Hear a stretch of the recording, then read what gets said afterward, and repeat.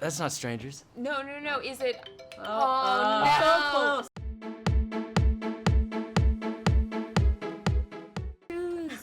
Those are amazing. Vans. Maybe not Gang. So congratulations, guys, on this movie. So much fun, but thank you for making babies scarier than they already were to me, right? Terrifying. Quite a weird mascot for a college there. That's all Chris. Yeah, out of the wonderfully twisted brain of our director. Babies are terrifying. They kind of are. Chris was gonna have a baby right before this, and I think it was his way of I don't know. It was controlling cathartic. his fear. Coping. Cathartic. It was Yeah, I was cathartic. dealing with my fear of having a child. Like No if I- joke. I mean, we really were pregnant, and I thought like the baby. It felt. I believed it as a mascot, and I thought that there's just something totally off about the idea of a big baby chasing after you. But I think you can kind of go into some sort of more deeper philosophical kind of ideas in it with it too. Just sort of like we all start as innocent babies, and we all have a past, and so there's kind of that little connection there too. So when you were making this movie, I'm always fascinated when you do like the Groundhog's Day type thing. Did you film this in blocks, like each kind of waking up scene as, kind of in a chunk, or did you go day by day? Like, how did that work? We, for the most part, especially with the waking up chunks, we filmed it in a block scene, and those were actually some of the first scenes we filmed at all. Which, when they first told me that, I was like, what? We can't do that yet. It's so important. But it actually was such a brilliant move because we really got to map out the progression of Tree's journey over the course. Because, I mean, it the is film. the beginning of the day, and we Yeah. do establish, since we did it first, we established who we were at the beginning. Yeah. First And then we foremost. kind of could run from there. And there Yeah. were certain parts, because of scheduling or just logistically, that we didn't block shoot, or we shot out of sequence, or we would shoot one part and then go do something else and come back. But for the most part, we block shot the majority of the film. So that would mean you kind of have to like match your kind of emotional level. So how did you keep track of all the different days if you were doing it in that way? Chris Landon is a genius. I think we were lucky we had rehearsal time before, which really helped me, and I think Israel as well, figure out where those kind of like those marking points were. But Chris was instrumental to that, and then it was just kind of notes, lots and lots of notes in the script. And I love that there is quite a blend of, the comedy and the horror, because you got have a great fart joke in there and all that. Why is that important to kind of have this blended? I think we got to give credit to Chris again Okay. on that one.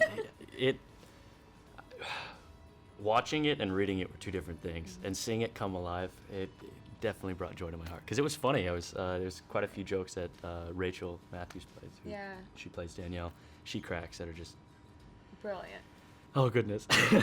The goal wasn't to try and reach a wider audience. The goal for me was it goes back to the issue of not allowing the movie to feel repetitive, and the humor helped break up I think the repetition, and I think it allowed the audience to sort of care more about the characters because you kind of get to know them and they make you laugh a bit.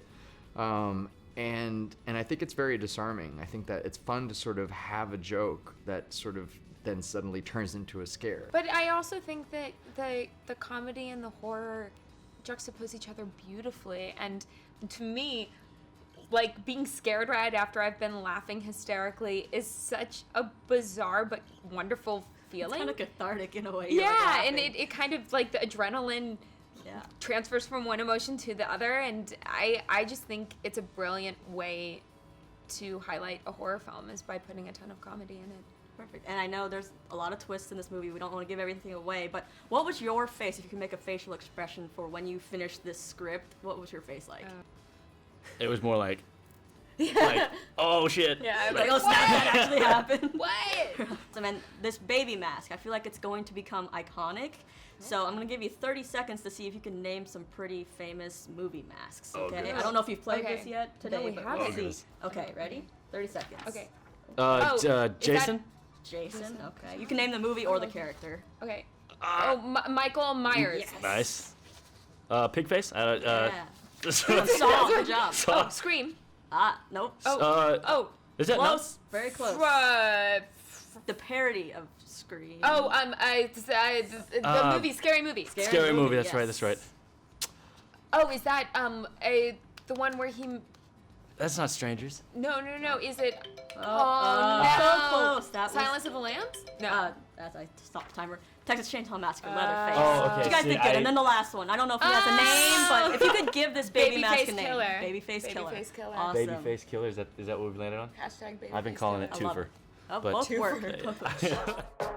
Oh, hey, you're up. Am I in a dorm room?